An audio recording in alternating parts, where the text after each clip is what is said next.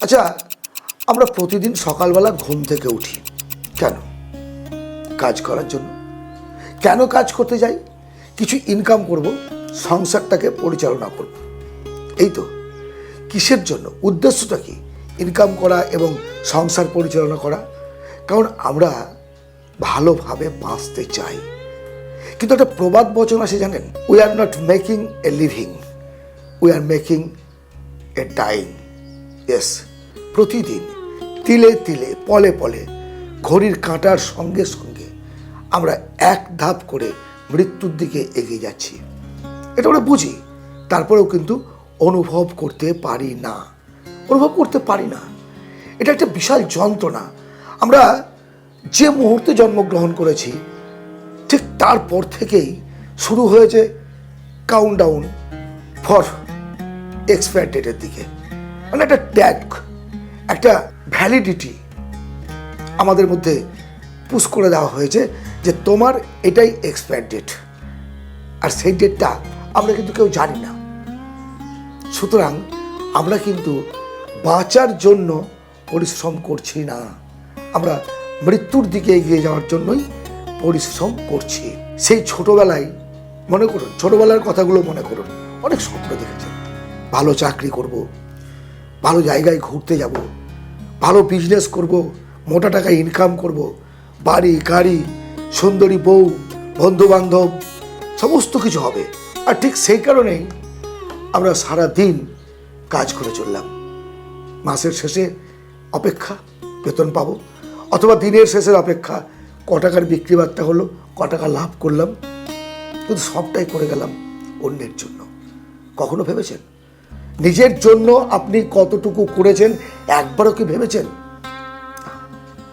তাহলে কি এই গতিময় জীবনে র্যাট রেসের মধ্য দিয়ে এগিয়ে যেতে হবে আমাদের প্রত্যেককে? এর সুরাহা নেই, এর সমাধানের কোনো রাস্তা নেই। আপনার কি মনে হয় এটাই জীবন? এরই নাম বেঁচে থাকা? এরই নাম সাফল্য? এরই নাম সাকসেস? না। যদি সত্যিকারের বেঁচে থাকতে হয়, মৃত্যুর পরেও নিজেকে জীবিত রাখতে হয়, তাহলে আজ থেকে অন্যের জন্য যেমন আপনি 10 ঘন্টা দিচ্ছেন, অনুরূপভাবে 1 ঘন্টা অন্তত নিজের জন্য খরচ করুন। ভালো বই পড়ুন, নিজের স্কিল বাড়ান, নিজের ডিমান্ড বাড়ান, বন্ধুত্ব বাড়ান, নিজের ফোকাস বাড়ান এবং নিজেকে প্রকাশ করুন বিভিন্নভাবে। এই যে আমি ইউটিউবে এসেছি কেন? শুধুমাত্র ইনকামের জন্য না, কারণ আমি অলরেডি 3-4টে বিজনেসের সঙ্গে জড়িত আছি। ইনকামের দিক থেকে পরিবার পরিচালনা করার জন্য যতটুকু ইনকামের প্রয়োজন, সেগুলোর প্রয়োজন নেই, আর তার থেকে বেশি টাকার দরকার নেই। কিন্তু তারপরেও কষ্ট করে ইউটিউব করছি, কারণ একটাই, আমার মৃত্যুর পরেও এই ভিডিওগুলো থাকবে, এই কথাগুলো বেঁচে থাকবে, এই কথাগুলো কেউ না কেউ আমার পরবর্তী প্রজন্ম শুনবে। আর সেটাই প্রত্যেকটা মানুষের চাওয়া উচিত। ভালো লেখক হতে চেয়েছিলেন, পারেননি, এখন সময় দিন। ভালো গায়ক হতে চেয়েছিলেন, ভয়েস ফ্যাক্টর না, এখন সময় দিন। আপনি গিটার বাজাতে চেয়েছিলেন, পারেননি, এখন সময় দিন।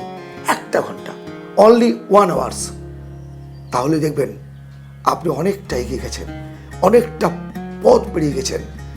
সুতরাং তখন আপনি বলতে পারবেন, we are making for life, for life, for leave.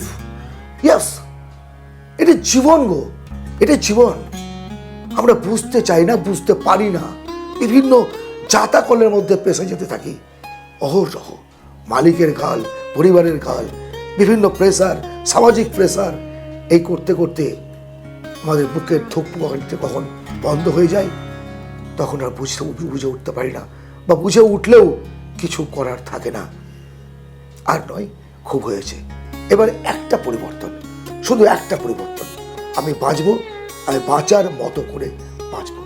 আজকের এই আলোচনা সত্যি যদি জীবন পরিবর্তনের কাজে লাগবে বলে আপনার মনে হয়, তাহলে অবশ্যই কমেন্টে লিখুন, হ্যাঁ, আজ থেকে বাঁচার মতো বাঁচব। শেয়ার করুন আপনার প্রিয়জন ও বন্ধু বান্ধবদের কাছে। ভালো থাকবেন, অবশ্যই দেখা হবে অন্য ভিডিওতে। ধন্যবাদ।